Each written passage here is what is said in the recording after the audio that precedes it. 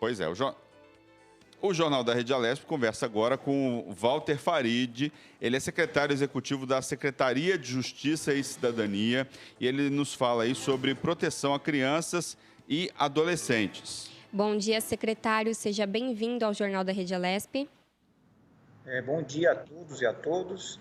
É um prazer enorme aí fazer parte aí da transmissão de vocês e aproveitar deste momento para prestar esclarecimentos sobre um programa tão importante como o PPCAM, né, que é o objeto da nossa entrevista de hoje. Então, muito bom dia a todos. Bom dia.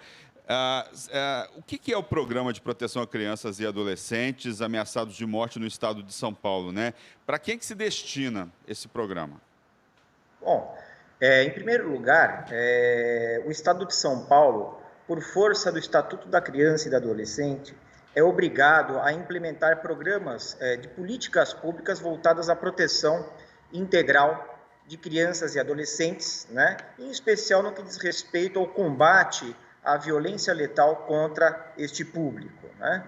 E para a garantia da integridade física e da vida de crianças e adolescentes, o Estado de São Paulo instituiu o PPCAM, que é o Programa de Proteção a Crianças e Adolescentes Ameaçados de Morte, né?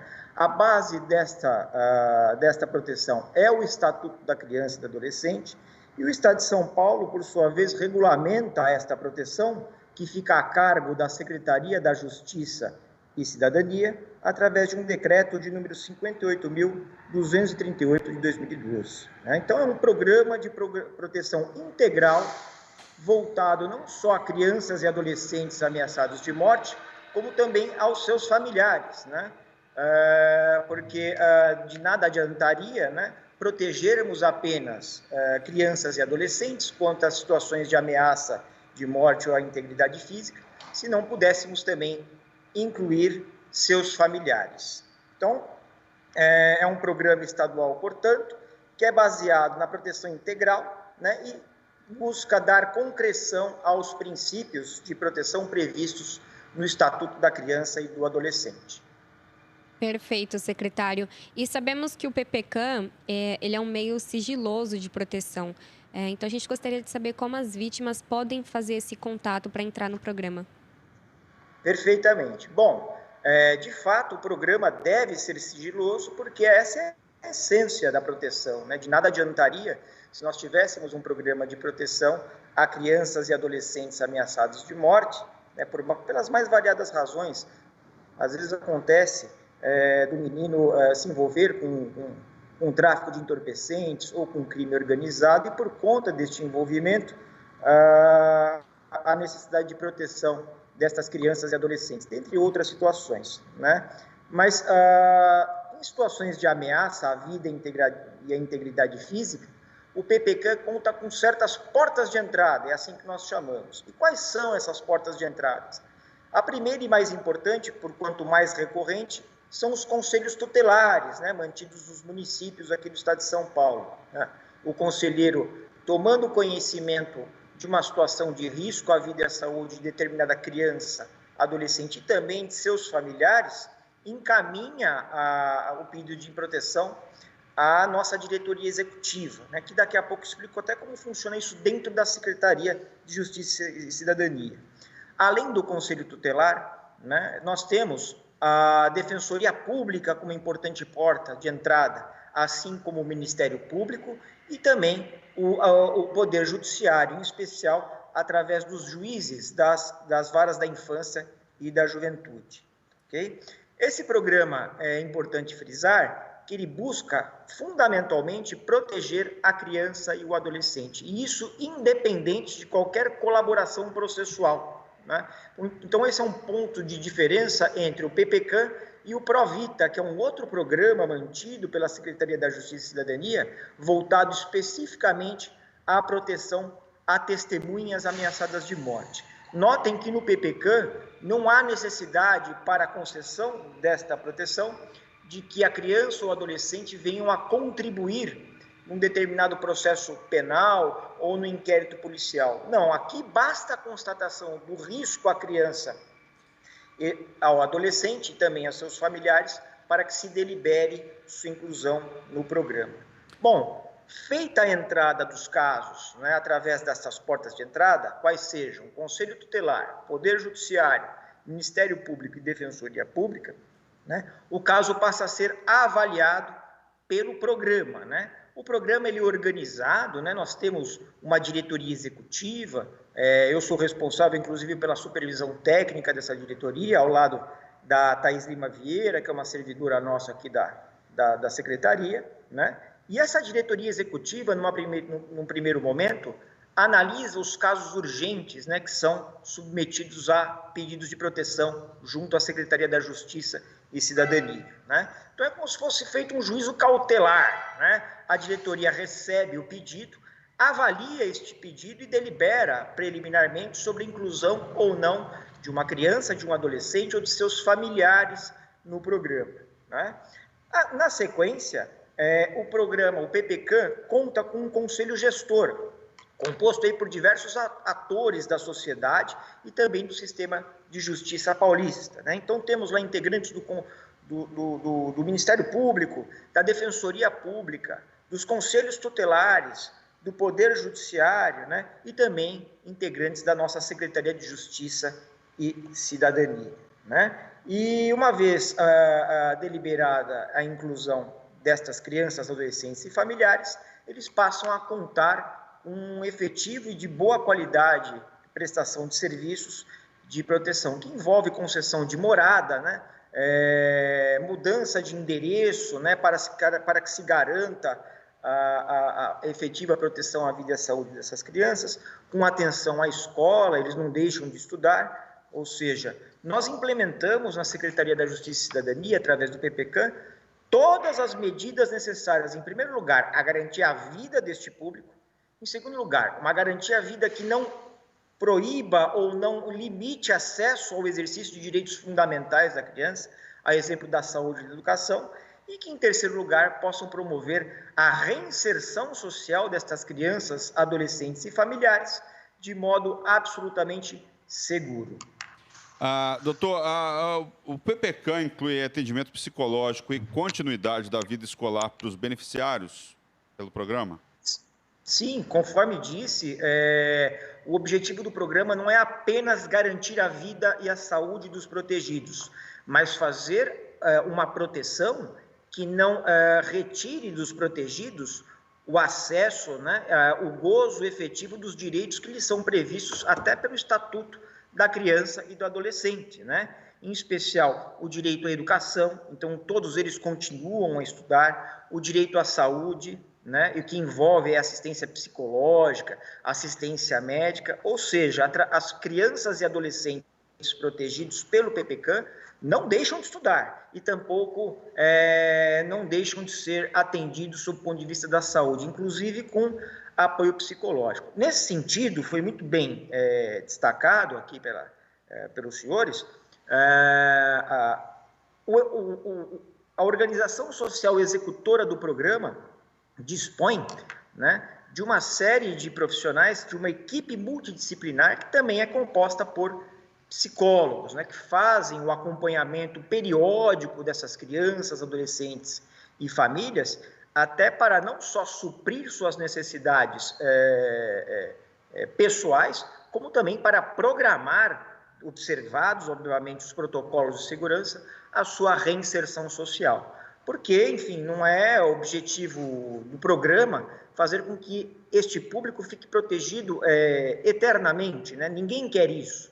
A pessoa em situação de vulnerabilidade, que busca proteção junto ao programa, ela espera um dia poder voltar ao convívio social de modo normal, né? Ao seu bairro onde morava, ou algo aproximado, voltar a ter contato livre e desembaraçado com seus familiares, e tudo isso o PPCAM proporciona aos seus protegidos.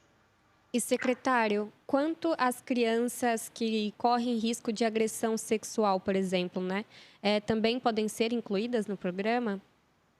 Sim, evidentemente. Qualquer tipo de ameaça, seja a vida ou a integridade física, né? Crianças que, infelizmente, venham a ser vítimas aí de assédio sexual, de abuso sexual, podem vir a ser protegidas não só pelo PPCAM, como também por outros programas mantidos aqui pela Secretaria da Justiça e Cidadania, com destaque ao CRAVE, né, que é o Centro de Referência e Apoio à Vítima, né, que também presta esse tipo de assistência, que se estende inclusive à mãe, né? Infelizmente, nós sabemos que os casos de violência contra a criança, de cunho sexual, infelizmente, muitas vezes partem de familiares, né? De pessoas bastante próximas que abusam desta maior proximidade com o familiar, né? Para ter contatos indevidos e absolutamente negativos junto à criança. Então, nós temos, além do PPCAM, temos o CRAVE à disposição da população paulista para efeitos de proteção. Doutor, durante a pandemia houve aí mudança nos atendimentos?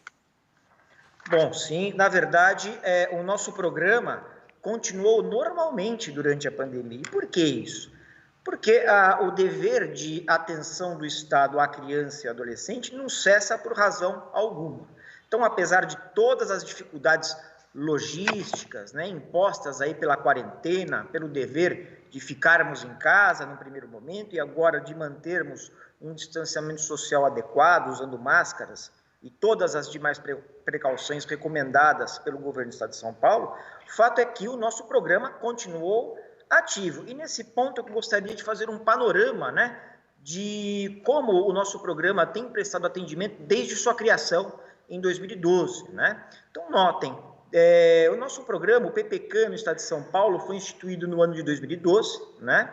E de lá para cá nós já atendemos 1.074 pessoas, né? Que solicitaram pedidos de inclusão no programa, sendo no total 234 casos. Em 2019, né, nós recebemos 108 casos de proteção e atendemos 139 pessoas, das quais 55 eram crianças e adolescentes e 84 familiares. Então vejam que, de fato, o nosso programa não atende apenas a criança e adolescente, mas também seus responsáveis, né, seus familiares que os acompanham. E não poderia ser diferente, né? E em 2020, até o presente momento, o programa, o PPCAM, recebeu 54 pedidos de inclusão, sendo até hoje 34 casos, com 36 familiares, né? 34 crianças e adolescentes, 36 familiares, totalizando só em 2020 70 pessoas sob amparo do PPCAM. E, em especial, no que diz respeito ao período da pandemia, né? Nós registramos aqui, a partir de 1º de março de 2020, né, 40 pedidos de proteção, sendo que destes 40 pedidos tivemos 12 crianças e adolescentes incluídos no programa e 6 familiares, totalizando só no período entre 1º de março de 2020 até 24 de setembro de 2020, né, que foi a data do levantamento feito, né, nós temos 18 pessoas protegidas. Então, a Secretaria da Justiça e Cidadania e o Estado de São Paulo não deixaram, em momento algum, de manter sua vigilância necessária, até por força de lei, no que diz respeito à efetiva proteção da vida e da saúde das crianças e adolescentes sujeitas à ameaça de morte ou então ameaça à sua integridade física. E, secretário, quanto à duração desse programa, né? Ele tem uma duração específica até a criança não estar mais correndo algum risco? Como funciona a duração do programa?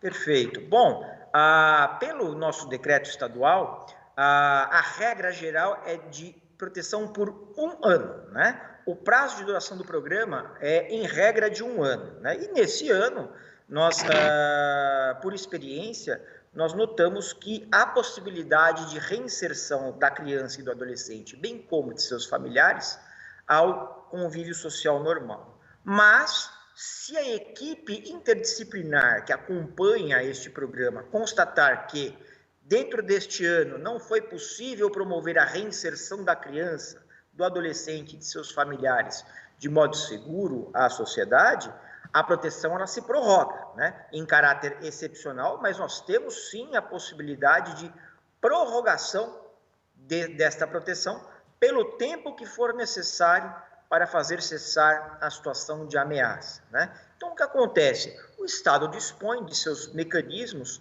para buscar a reinserção destas pessoas, crianças, adolescentes e familiares, dentro do período de 1 ano, que foi arbitrado quando da época do decreto regulamentador do programa, o Estado de São Paulo, como suficiente para que isso ocorresse. Mas, se excepcionalmente isso não acontecer, sim, nós podemos prorrogar, aliás, devemos prorrogar, né? Porque não faz sentido devolvermos ao convívio social crianças, adolescentes e familiares cuja situação de risco ainda persista. Doutor, quais são as perspectivas desse programa daqui para frente, segunda metade de 2020 e perspectivas para 2021? Perfeito. Bom, este é um programa que ele não comporta interrupção. Essa é uma política pública obrigatória, né? Aliás, estamos sujeitos à dura fiscalização, dura no bom sentido, né? Porque correta, a fiscalização dos órgãos que integram o sistema de justiça, em especial do Ministério Público, né? Então, é um programa que perdurará, ele não será descontinuado. Aliás, não podemos fazer isso.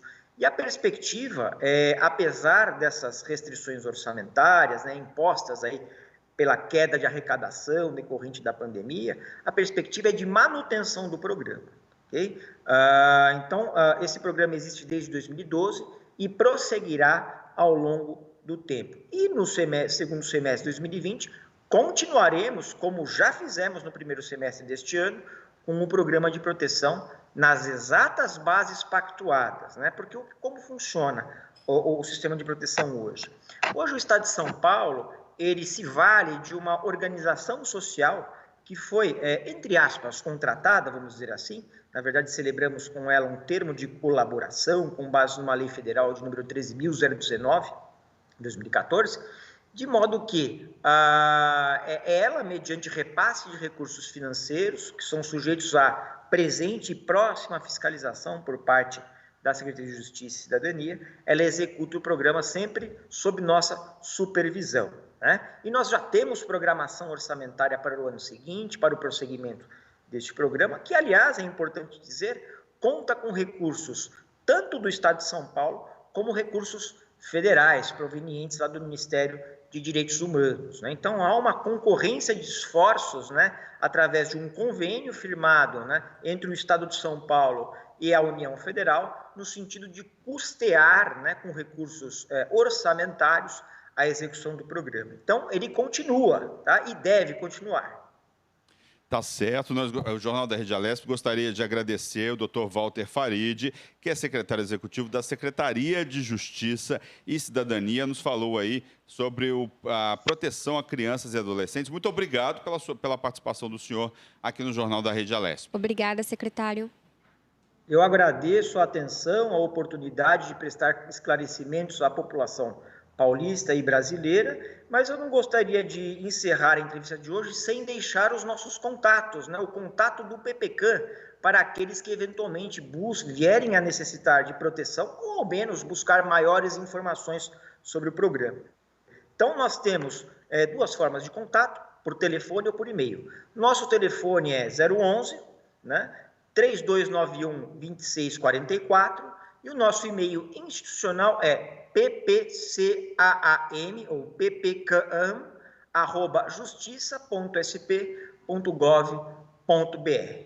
Okay? Então, muito obrigado a todos e a todas. Um abraço aos amigos da TV Assembleia e até uma próxima oportunidade. Tá certo. Muito obrigado, secretário. Carolzinha, repete para a gente os contatos que ele falou aí do programa, por favor. Exatamente, Luciano. O telefone é o 3291-2644, DDD 11. E o e-mail é ppcam@justiça.sp.gov.br. Tá certo.